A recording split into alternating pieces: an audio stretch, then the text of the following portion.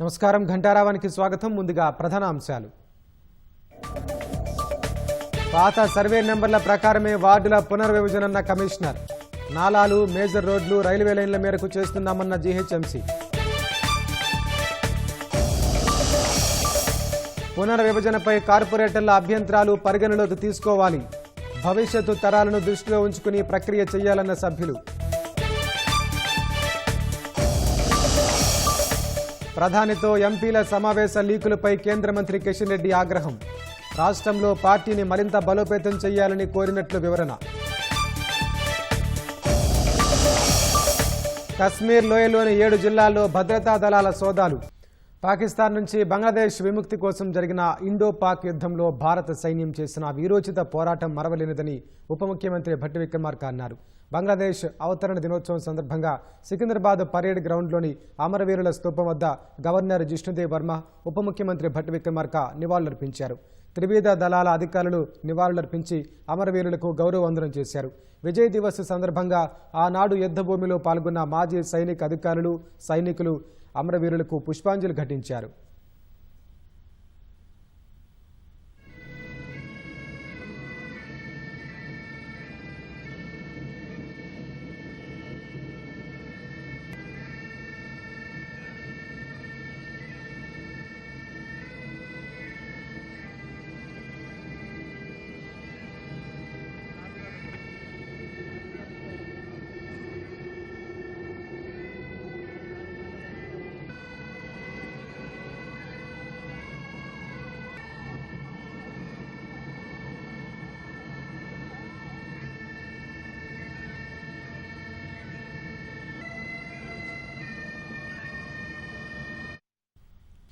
కశ్మీర్ లోయలోని 7 జిల్లాల్లో counter intelligence విభాగానికి చెందిన బృందం సోదాలు నిర్వహిస్తోంది. ఉగ్రవాదానికి మద్దతిస్తున్న వారి నివాసాల్లో తెల్లవారుజాము నుంచి విస్తృతంగా సోదాలు జరుపుతోంది. ఉగ్ర నియామకాలు చేపట్టేందుకు ప్రయత్నిస్తున్నారన్న సమాచారంతో కౌంటర్ ఇంటెలిజెన్స్ బృందం ఈ సోదాలు చేపడుతోంది. అటు ఉధంపూర్ జిల్లాలోని సోహాన్ ప్రాంతంలో ఉగ్రవాదుల కోసం వేట కొనసాగుతోంది. జైషే మహ్మద్ ఉగ్ర సంస్థకు చెందిన 3 ముష్కరులు ఆ ప్రాంతంలో నక్కారనే నిఘా వర్గాల సమాచారం మేరకు సైన్యం, జమ్మూ కాశ్మీర్ పోలీసులు కార్డన్ సెర్చ్ ఆపరేషన్ చేపట్టారు. ఈ క్రమంలో నిన్న రాత్రి ఇరువైపులా కాల్పులు జరగ్గా ఓ పోలీసు అధికారి అమరుడయ్యారు. ఒక ఉగ్రవాది గాయపడినట్లు అధికారులు అనుమానిస్తున్నారు. ప్రతికూల పరిస్థితుల మధ్య సైన్యం నిన్న రాత్రి ఆపరేషన్ నిలిపివేసింది. మళ్లీ ఉదయం ఆపరేషన్ చేపట్టింది. 3 ఉగ్రవాదుల కోసం గాలిస్తోంది. గోవా నైట్ క్లబ్ అగ్ని ప్రమాద కేసులో నిందితులుగా ఉన్న సౌరభ్ లోత్రాలను థాయిలాండ్ పోలీసులు భారత్ అధికారులకు అప్పగించారు. వారిని ప్రస్తుతం విమానంలో భారత్కు తరలిస్తున్నారు. ఈ మధ్యాహ్నం వారు ముంబై విమానాశ్రయానికి చేరుకునే అవకాశం ఉంది. అనంతరం లోత్రా సోదరులను గోవా పోలీసులు అదుపులోకి తీసుకోనున్నారు. ఈ నెల 6న గోవాలోని అల్పోరాలో ఉన్న Birch by Romeo Lane night క్లబ్లో జరిగిన అగ్ని ప్రమాదంలో 25 మంది సజీవ దహనమయ్యారు. ఈ ఘటనలో నైట్ క్లబ్ యజమానులు, 5 మేనేజర్లపై పోలీసులు కేసు నమోదు చేశారు. దీంతో లోత్రా సోదరులు థాయిలాండ్లోని ఫుకెట్కు పరారయ్యారు. వెంటనే అప్రమత్తమైన గోవా పోలీసులు సిబిఐ సహకారంతో ఇంటర్పోల్ బ్లూ కార్నర్ నోటీస్ జారీ చేశారు. బ్యాంకాక్లోని ఇండియన్ ఎంబసీ ఇచ్చిన సమాచారంతో థాయిలాండ్ పోలీసులు ఈ నెల 9న లోత్రా సోదరులను ఫుకెట్లో అదుపులోకి తీసుకున్నారు. మెక్సికోలో ఓ చిన్న ప్రైవేటు విమానం కుప్పకూలింది. ఈ ప్రమాదంలో 7 మృతి చెందారు. టోలుకా విమానాశ్రయానికి 5 కిలోమీటర్ల దూరంలో ఉన్న శాన్ మాటియో అటెన్కోలో ఈ ఘటన జరిగింది. అకాపుల్కో నుంచి బయలుదేరిన ఈ విమానంలో 8 మంది ప్రయాణికులు, 2 సిబ్బంది ఉన్నారు. అయితే 7 మృతదేహాలను మాత్రమే గుర్తించామని అధికారులు వెల్లడించారు. సాకర్ మైదానంలో అత్యవసర ల్యాండ్ చేయడానికి పైలట్లు ప్రయత్నించగా అక్కడ ఉన్న ఓ పరిశ్రమ పైకప్పును విమానం ఢీకొట్టింది. దీంతో పెద్ద ఎత్తున మంటలు చెలరేగాయి. వెంటనే రంగంలోకి అగ్నిమాపక సిబ్బంది మంటలను అదుపు చేసేందుకు తీవ్రంగా శ్రమించారు. చుట్టుపక్కల ఉన్న 130 మందిని సురక్షిత ప్రాంతాలకు తరలించారు. ప్రమాదానికి గల కారణాలపై దర్యాప్తు చేస్తున్నామని అధికారులు తెలిపారు.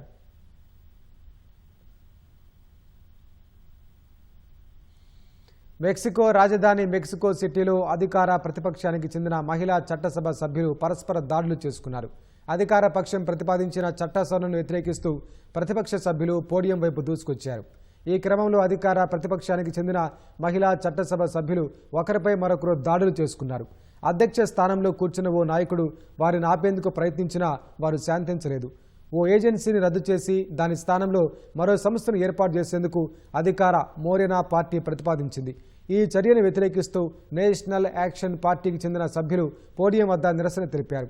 ఈ దశలో అధికార మోరెనా పార్టీ సభ్యులు వారిని అడ్డుకునేందుకు ప్రయత్నించగా వాగ్వాదం పరస్పర దాడులకు దారితీసింది.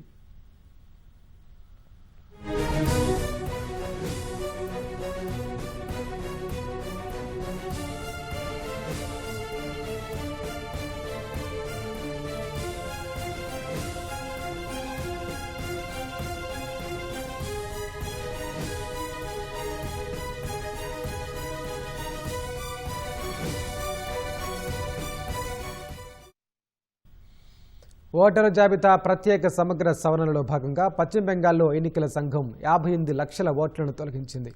ఈ మేరకు ముసాయిదా ఓటరు జాబితాను ఈసీ అధికారులు మంగళవారం విడుదల చేశారు. పేర్లు తొలగించిన ఓటర్లలో 24 లక్షల మంది మరణించారని, మరో 20 లక్షల మంది ఇతర ప్రాంతాల్లో స్థిరపడ్డారని, 12 లక్షల మంది సంబంధిత చిరునామాల్లో లేరని ఈసీ తెలిపింది. 1,38,000 మంది నకిలీ ఓటర్లు ఉన్నట్లు వెల్లడించింది. ఇతర కారణాలతో మరో 57,000 మంది పేర్లను తొలగించినట్లు ఈసీ అధికారులు తెలిపారు. నవంబర్ 4 నుంచి పశ్చిమ బెంగాల్లో ఓటరు జాబితా ప్రత్యేక సమగ్ర సవరణను ఈసీ చేపట్టింది. నేడు ముసాయిదా ఓటరు జాబితా విడుదల చేయడంతో నేటి నుంచి జనవరి 17 వరకు వీటిలో మార్పులు, చేర్పులు, అభ్యంతరాలు తెలపడానికి ఓటర్లకు అవకాశం ఇవ్వనున్నారు. తుది ఓటర్ల జాబితాను 2026 ఫిబ్రవరిలో ప్రచురిస్తారు. 294 అసెంబ్లీ స్థానాలున్న పశ్చిమ బెంగాల్లో వచ్చే ఏడాది అసెంబ్లీ ఎన్నికలు జరగనున్నాయి.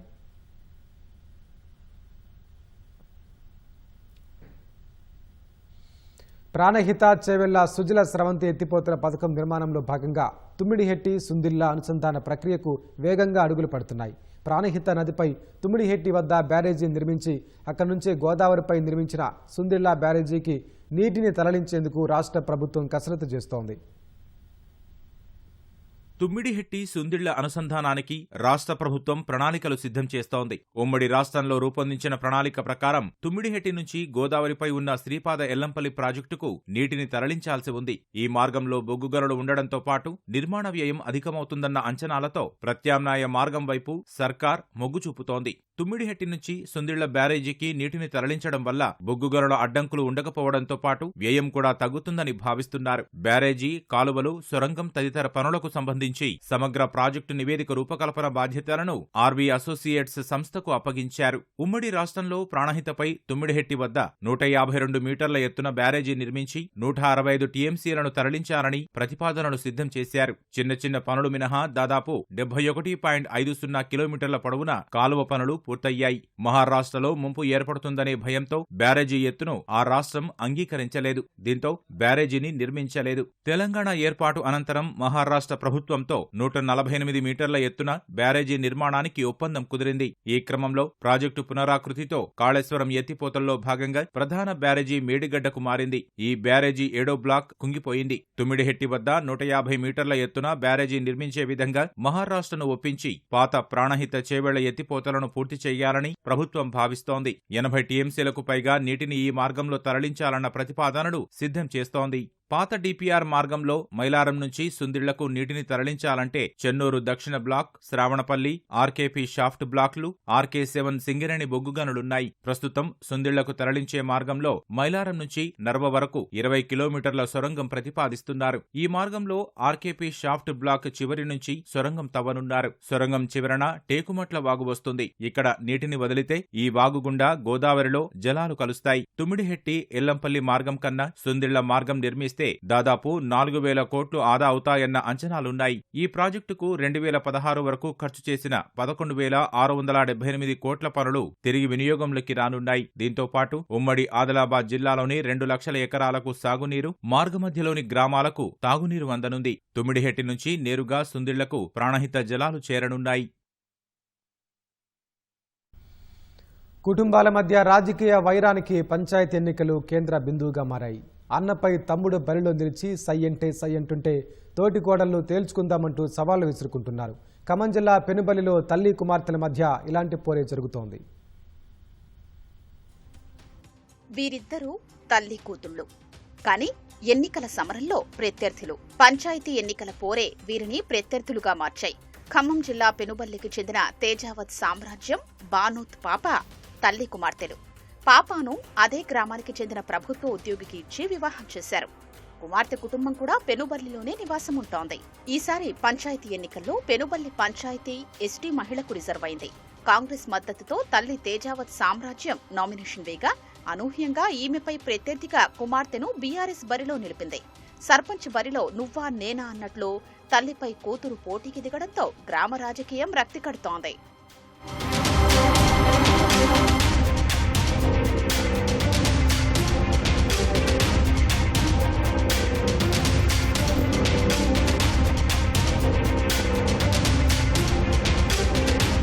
తల్లి కుమార్తెలు పోటాపోటీగా విస్తృతంగా ప్రచారం నిర్వహించారు. ఒకరిని మించి ఒకరు ఓటర్లకు హామీలు గుప్పించారు. తల్లి కుమార్తెనే కాదు, మామ అల్లుడు కూడా తమ అనుచరులతో ఓట్ల వేట సాగించడంతో గ్రామ రాజకీయం రంజుగా మారింది. ఈ రెండు కుటుంబాలకు చెందిన వారు, దగ్గరి బంధువులు కూడా ఎవరికి వారు విడిపోయి ప్రచారం సాగించారు. కొంతమంది మాత్రం ఎవరికి మద్దతివ్వాలో పాలుపోక తటస్థంగా ఉన్నారు.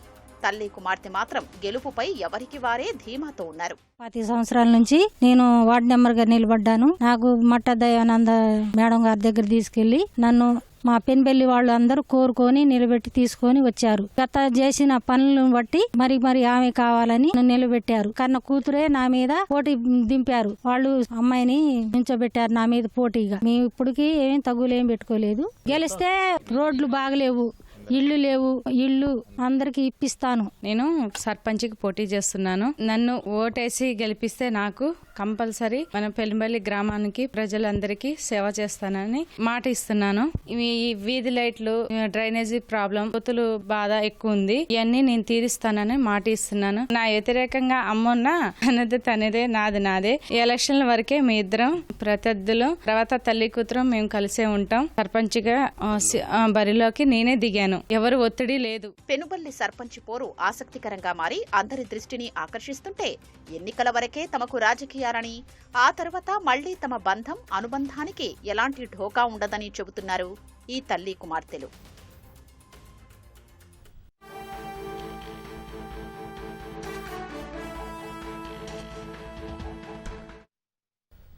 తాజా అంశాన్ని చూస్తున్నాం. ఐడిపిఎల్ భూములపై విచారణకు ప్రభుత్వం ఆదేశించింది. 4,000 కోట్ల విలువైన భూములపై విజిలెన్స్ శాఖ విచారణ చేపట్టనుంది. దీనికి సంబంధించి పూర్తి వివరాలు మా ప్రతినిధి నాగార్జున అడిగి తెలుసుకుందాం. నాగార్జున, చెప్పండి, ఐడిపిఎల్ భూములకు సంబంధించి పూర్తి సమాచారం ఏంటి?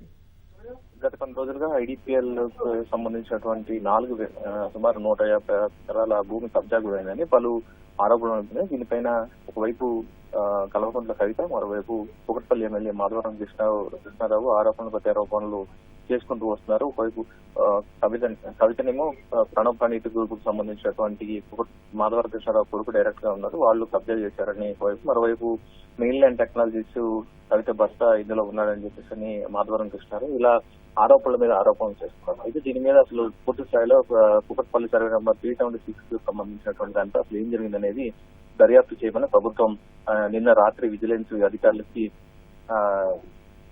వచ్చింది. సో విజిలెన్స్ అధికారులకి ఆదేశించడంతో వాళ్ళు ప్రస్తుతం దీని మీద చర్యలు చేపట్టారు. దీంట్లో విజిలెన్స్ ఎస్పీ ఆధ్వర్యంలో ఈ దర్యాప్తు కొనసాగనుంది. అయితే దీని మీద మొత్తం ఐడిపిఎల్ సంబంధించినటువంటి 4,000 కోట్ల రూపాయల భూమికి సంబంధించి ఇటీవల వరుస ఆరోపణలు, తర్వాత దీని మీద వారు కబ్జా చేశారంటే వీరు కబ్జా చేశారనేది వరుస ఆరోపణలు రావడం, తర్వాత ఈ భూమిని గతంలో ఐడిపిఎల్ కి ప్రభుత్వం అప్పగించినప్పటికీ ఐడిపిఎల్ మూతపడిన తర్వాత భూమిని తిరిగి స్వాధీనం చేసుకునేందుకు ప్రభుత్వం ప్రయత్నాలు చేస్తున్నా గతంలో బిఐఎఫ్ఆర్ స్టే ఆర్డర్ వల్ల జరగలేదు. సో ఇప్పుడు ప్రభుత్వం తిరిగి ప్రయత్నం చేస్తోంది.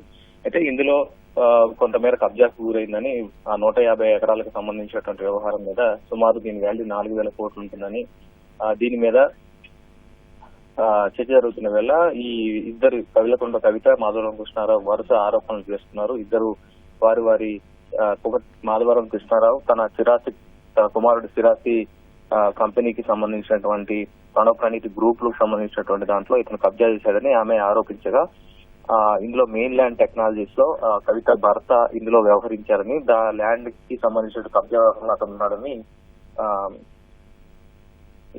మాధవరం కృష్ణారావు ఆరోపిస్తున్నారు. సో ఈ ఇద్దరి ఆరోపణల మీద ప్రస్తుతం ఈ పూర్తి స్థాయిలో దర్యాప్తు చేసేందుకు దీని మీద ఈ ల్యాండ్ కి సంబంధించి కబ్జా ఎవరికి గురైంది, అసలు మొదటి నుంచి కూడా ఐడిపిఎల్కి సంబంధించిన ల్యాండ్ కు సంబంధించి ఏ విధంగా కబ్జా గురై ఎవరు చేశారన్నట్టే నిగ్గు తేల్చేందుకు ప్రభుత్వం విజిలెన్స్ విచారణకు ఆదేశించింది. కూకట్పల్లి సర్వే నెంబర్ 376కు సంబంధించినటువంటి విచారణ నిన్న రాత్రి విజిలెన్స్ అధికారులకి ప్రత్యేకంగా ప్రభుత్వం ఆదేశించడంతో వాళ్ళు రంగంలో దిగారు.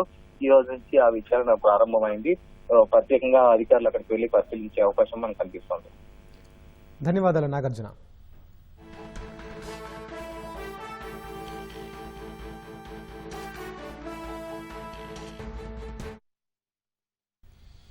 తిరువనంతపురం నగరపాలికపై కాషాయ పతాకం ఎగరడం కేరళ రాజకీయాల్లో సంచలనం సృష్టిస్తోంది. కమ్యూనిస్టుల కంచుకోటను బీజేపీ బద్దలు కొట్టడం రాజకీయ పండితులను ఆశ్చర్యపరుస్తోంది. రెండు బలమైన కూటములను తట్టుకుని బీజేపీ ఎలా విజయం సాధించింది, ఏ అంశాలు కాషాయ పార్టీ కలిసొచ్చాయి, అనూహ్యమైన ఈ ఫలితం 2026 అసెంబ్లీ ఎన్నికలపై ఏ విధంగా ప్రభావం చూపించే అవకాశం ఉంది? కేరళ రాజధానిలో కమలం వికసించింది. తిరువనంతపురం కార్పొరేషన్ ఎన్నికల్లో విజయ భేరి మోగించింది.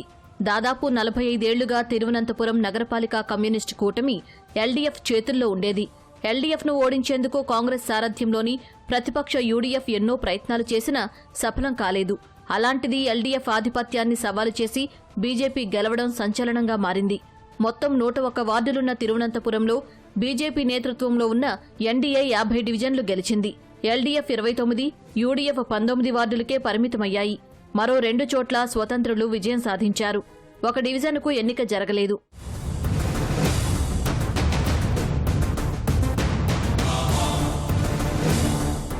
కాంగ్రెస్ ఎంపీ శశిథరూర్ ప్రాతినిధ్యం వహిస్తున్న తిరువనంతపురం పార్లమెంటు స్థానంలోనే కార్పొరేషన్ పరిధి ఉంటుంది. అలాంటి చోట బీజేపీ భారీ విజయం నమోదు చేయడం విశేషం. వచ్చే ఏడాది కేరళ అసెంబ్లీ ఎన్నికలు జరగనున్న వేళ తిరువనంతపురం గెలుపు బీజేపీలో జోష్ నింపింది. అపురూప విజయం సాధించిన కేరళ బీజేపీ నాయకులకు ప్రధాని నరేంద్ర మోదీ సహా పార్టీ జాతీయ నేతలు శుభాకాంక్షలు చెప్పారు.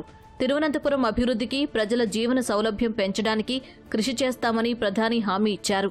ఈ ఫలితం మార్పునకు సంకేతంగా అభివర్ణించిన కేరళ బీజేపీ నేతలు అసెంబ్లీ ఎన్నికల్లోనూ ఇదే ఒరవడి కొనసాగిస్తామని ధీమా వ్యక్తం చేస్తున్నారు.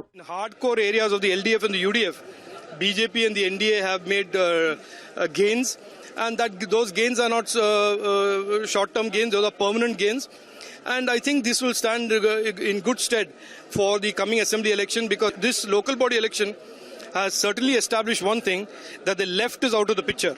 That the LDF is something that the BJP, the people of Kerala don't want anymore.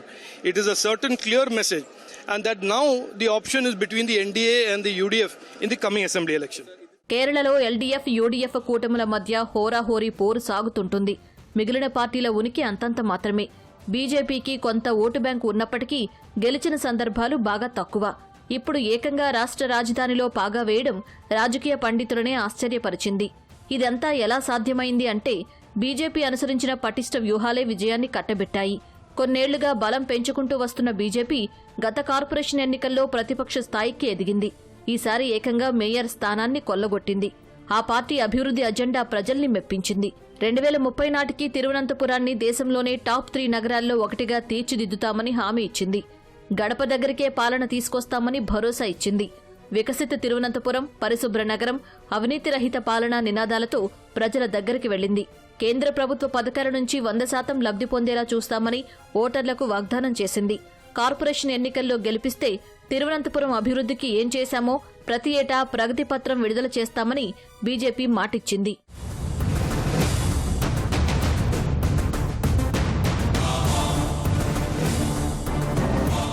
హామీలతో సరిపెట్టకుండా పక్కా ప్రణాళికతో బీజేపీ ప్రచారం నిర్వహించింది.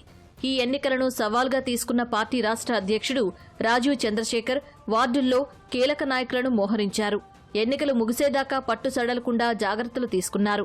కార్పొరేషన్ పరిధిలోనే ఉన్న నేమం అసెంబ్లీ సీటును 2016లో గెలవడం ద్వారా తొలిసారి కేరళలో బీజేపీ ఖాతా తెరిచింది. వచ్చే 2026 అసెంబ్లీ ఎన్నికల్లో ఆ స్థానం నుంచి తాను పోటీ చేస్తానని చంద్రశేఖర్ ప్రకటించారు. పార్టీ కార్పొరేటర్లకు తోడుగా నగర ప్రజలకు నిరంతరం అందుబాటులో ఉంటానంటూ ఆకట్టుకున్నారు.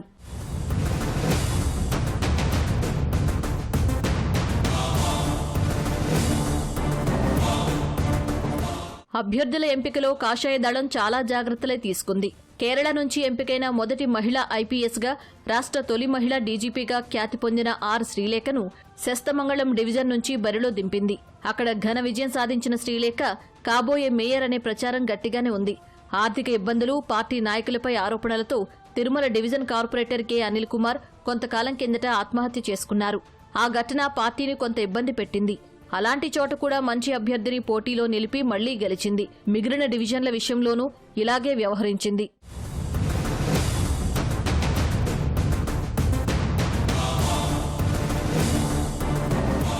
45 ఏళ్లుగా తిరువనంతపురం కార్పొరేషన్లో ఆధిపత్యం చెలాయిస్తున్న ఎల్డీఎఫ్పై ఉన్న వ్యతిరేకతను బీజేపీ సొమ్ము చేసుకుంది. మరీ ముఖ్యంగా గత 5 ఏళ్లు పాలనాపరమైన లోటుపాట్లు, కొరవడిన అభివృద్ధి ప్రజలకు కోపం తెప్పించాయి. మేయర్ ఆర్య రాజేంద్రన్ వ్యక్తిగత వివాదాలు కూడా ఎల్డీఎఫ్ ప్రతిష్టను దెబ్బతీశాయి. 21 ఏళ్లకే మేయర్గా ఎన్నికై చరిత్ర సృష్టించిన ఆర్య రాజేంద్రన్ అనుభవలేమి, అవినీతి ఆరోపణలు, అహంకార ధోరణితో వ్యతిరేకతను మూటగట్టుకున్నారు. కేఎస్ఆర్టీసీ బస్సు డ్రైవర్ పట్ల దురుసు ప్రవర్తన మాయని మచ్చగా మారింది. బస్సును తమ వాహనం ఓవర్టేక్ చేసినప్పుడు డ్రైవర్ అసభ్య సంజ్ఞలు చేశాడంటూ మేయర్ ఆర్య రాజేంద్రన్, ఎమ్మెల్యేగా ఉన్న ఆమె భర్త సచిన్ దేవ్ రచ్చరచ్చ చేశారు. నడి రోడ్డుపై బస్సు ఆపి మరీ డ్రైవర్తో వాగ్వాదానికి దిగారు. అసభ్యంగా దూషించారంటూ మేయర్ దంపతులపై బస్సు డ్రైవర్ కేసు పెట్టారు. పోలీసు విచారణలో వారికి క్లీన్ చిట్ వచ్చినప్పటికీ అధికార బలంతో సామాన్య డ్రైవర్ను బెదిరించారనే అంశం ప్రజల్లోకి గట్టిగానే వెళ్లింది. మేయర్ ఎవరికీ అందుబాటులో ఉండరనే విమర్శలు ఉన్నాయి. ఇవన్నీ గమనించిన సిపిఎం ఆర్య రాజేంద్రను ఈసారి పోటీకి దూరంగా ఉంచింది. అయినా ఓటమిని తప్పించుకోలేకపోయింది. ముక్కోణపు పోటీ జరగడం కూడా బీజేపీకి కలిసొచ్చింది.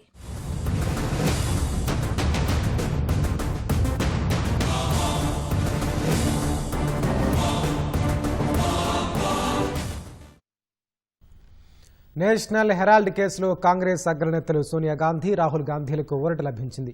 ఈ కేసులో వారిద్దరిపై ఈడీ దాఖలు చేసిన ఛార్జ్షీట్ను పరిగణలోకి తీసుకునేందుకు ఢిల్లీలోని రౌజ్ అవెన్యూ కోర్టు నిరాకరించింది. పీఎంఎల్ఏ కింద ఈడీ దాఖలు చేసిన ఫిర్యాదును కొనసాగించలేమని కోర్టు పేర్కొంది. ప్రైవేటు వ్యక్తి చేసిన ఫిర్యాదు ఆధారంగా ఈడీ ఈ కేసులో దర్యాప్తు జరిపి ఛార్జ్షీట్ను దాఖలు చేసినట్లు వెల్లడించింది. చట్ట ప్రకారం దీనిని పరిగణలోకి తీసుకోవడం కుదరదని స్పష్టం చేసింది. ఈ కేసులో ఇప్పటికే ఢిల్లీ ఆర్థిక నేరాల విభాగం ఎఫ్ఐఆర్ నమోదు చేసిన విషయాన్ని గుర్తు చేసింది. అలాంటప్పుడు ఈడీ ఛార్జ్షీట్ ఆధారంగా తీర్పు ఇవ్వడం తొందరపాటు చర్య అవుతుందని న్యాయస్థానం అభిప్రాయపడింది. అయితే ఈ కేసులో ఈడీ దర్యాప్తును కొనసాగించవచ్చని రౌజ్ అవెన్యూ కోర్టు ఆదేశాలు ఇచ్చింది. దీనిపై స్పందించిన ఈడీ కోర్టు ఉత్తర్వులపై అప్పీల్ దాఖలు చేయనున్నట్లు పేర్కొంది. నేషనల్ హెరాల్డ్ మాతృక సంస్థ అసోసియేటెడ్ జర్నలిస్ట్స్ లిమిటెడ్ ఏజేఎల్కు కాంగ్రెస్ పార్టీ 90 కోట్ల రూపాయల రుణం అందించింది. అందుకు బదులుగా ఏజేఎల్ కంపెనీ ఆస్తులను తమ ఆధీనంలోకి తీసుకుంది. అయితే ఈ వ్యవహారంలో సోనియా, రాహుల్ గాంధీ సహా కాంగ్రెస్ నేతలు Motilal Vora, Oscar Fernandes, Suman Dubey, Sam Pitroda, Young India private company కుట్ర, మనీ లాండరింగ్కు పాల్పడినట్లు ఈడీ ఆరోపిస్తోంది. బీబీసీ వార్తా సంస్థపై అమెరికా అధ్యక్షుడు డొనాల్డ్ ట్రంప్ $10 బిలియన్ పరువు నష్టం దావా వేశారు. తన ప్రసంగాన్ని సవరించి ప్రజలను తప్పుదారి పట్టించిందని ఆరోపిస్తూ మియామిలోని ఫెడరల్ కోర్టులో ఈ దావా వేశారు. శాంతియుత నిరసనలకు పిలుపునిచ్చిన తన ప్రసంగాన్ని బీబీసీ 2 చోట్ల సవరించిందని ట్రంప్ ఆరోపించారు.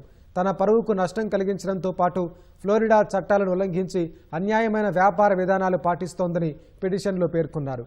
2021లో అమెరికాలోని క్యాపిటల్ హిల్పై దాడి సందర్భంగా తాను చేసిన ప్రసంగాన్ని బీబీసీ వక్రీకరించిందని ట్రంప్ కొంతకాలంగా ఆరోపిస్తున్నారు.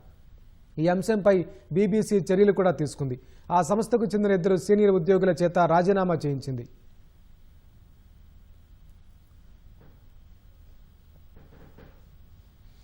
కృత్రిమ మేధకు సంబంధించిన చరిత్రలో 2025 ఒక మైలురాయిగా మారింది. ఈ ఏడాది ప్రారంభంలో ఏఐ ఆవిష్కరణలు, చాట్బాట్లు ప్రజలకు పరిచయం కాగా ముగింపు నాటికి ప్రజల జీవితాల్లో ఏఐ భాగంగా మారింది.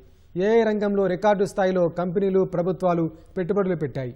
మరోవైపు ఏఐ చిప్లు తయారు చేస్తున్న దిగ్గజ సంస్థ ఎన్విడియా మార్కెట్లను శాసించే స్థాయికి చేరుకుంది. రక్షణ, ప్రయోగ, విద్య, వైద్య, ఫ్యాషన్ ఇలా ఏ రంగంలో చూసినా 2025లో ఏఐ తనదైన ముద్రను వేసింది. కృత్రిమ మేధ చాట్బాట్లు ప్రజల రోజువారీ జీవితాల్లో భాగమయ్యాయి. ఏఐ హవా 2025 ఆరంభం నుంచే ప్రారంభం కాగా ఏడాది చివరి నాటికి అందులో ఎన్నో మార్పులు చోటు చేసుకున్నాయి. పెట్టుబడిదారులు, టెక్ కంపెనీలు, ప్రభుత్వాలు ఏఐ అభివృద్ధికి పెట్టుబడులు పెట్టడంతో కంప్యూటింగ్ రంగంలో కొత్త శకానికి ఈ ఏడాది పునాదులు పడ్డాయి. మరీ ముఖ్యంగా ఏఐ చిప్ తయారీ రంగంలో ఏకఛత్రాధిపత్యం చేస్తున్న దిగ్గజ కంపెనీ ఎన్విడియా మార్కెట్ విలువ ఏకంగా $3 ట్రిలియన్ దాటింది. స్వయంచోదక కార్ల నుంచి ప్రయోగశాలల వరకు ఆ సంస్థ చిప్ లేనిది పని జరగని స్థాయికి ఎన్విడియా చేరుకుంది. మరోవైపు ఏఐ మౌలిక సదుపాయాల అభివృద్ధికి దేశాల మధ్య విపరీతమైన పోటీ నెలకొంది. జూలైలో అమెరికా అధ్యక్షుడు డొనాల్డ్ ట్రంప్ దేశీయంగా తయారీని పెంచేందుకు టెక్నాలజీ దిగుమతులపై సుంకాలను 15% పెంచారు. ఫలితంగా జపాన్, దక్షిణ కొరియా, తైవాన్లోని చిప్ తయారీ సంస్థలు తమ ఉత్పత్తిని పెంచాలని నిర్ణయించగా విదేశీ సరఫరాదారులపై ఆధారపడటాన్ని తగ్గించేందుకు ఏఐ వైపు చైనా పెట్టుబడులు పెంచింది. ఐరోపాతో పాటు అన్ని దేశాలు తమ స్టార్టప్లు, విశ్వవిద్యాలయాల కోసం ఏఐ ఇన్ఫ్రాస్ట్రక్చర్ను ఏర్పాటు చేసుకోవాలని ఎన్విడియా వ్యవస్థాపకుడు జెన్సన్ హువాంగ్ తెలిపారు.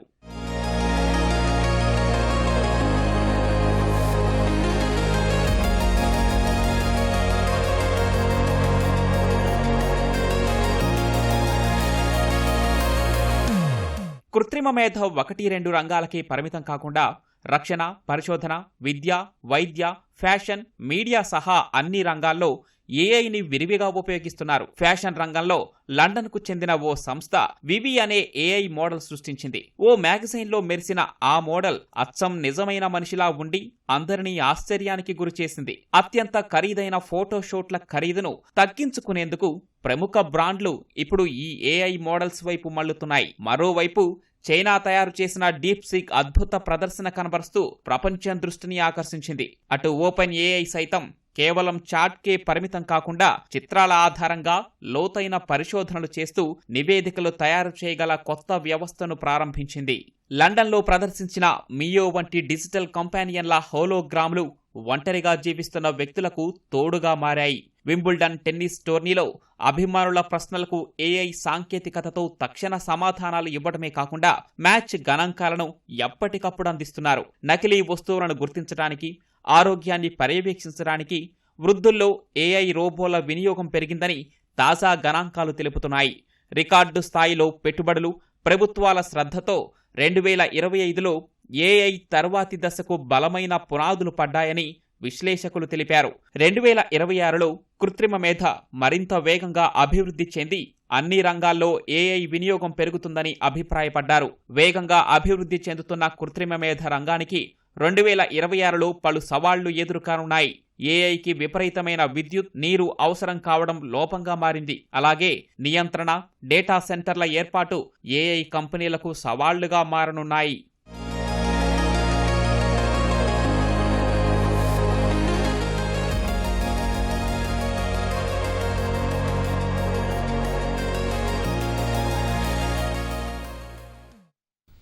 బాపు రమణల పురస్కారాల ప్రధానోత్సవం హైదరాబాద్లో కన్నుల పండుగగా జరిగింది. బాపు రమణ అకాడమీ ఆధ్వర్యంలో హైదరాబాద్ నాంపల్లిలో జరిగిన సమావేశంలో రాష్ట్ర ప్రభుత్వ పూర్వ సలహాదారు కెవి రమణాచారి పాల్గొన్నారు. పద్మశ్రీ బాపు పుట్టినరోజు సందర్భంగా ప్రముఖ నటుడు, నిర్మాత, మాజీ ఎంపీ మురళీమోహన్కు జీవిత సాఫల్య పురస్కారాన్ని ప్రదానం చేశారు. బాపు పురస్కారాన్ని ప్రముఖ కార్టూనిస్టు సుభానికి, రమణ పురస్కారం ప్రముఖ కవి జొన్నవిత్తుల రామలింగేశ్వరరావులకు ప్రదానం చేశారు. ఈ సందర్భంగా సుభాని కార్టూన్, బొమ్మన్ కార్టూన్ల పుస్తకాలను ఆవిష్కరించారు. ప్రముఖ రచయిత ముళ్లపూడి వెంకటరమణ హాస్యానికి పెద్దపీట వేస్తూ తిరుగులేని రచయితగా పేరు ప్రఖ్యాతులు సంపాదించారని సమావేశంలో పాల్గొన్న వక్తలు అన్నారు. బాపు పురస్కారం అందుకోవడం ఆనందంగా ఉందని గ్రహీతలు వెల్లడించారు.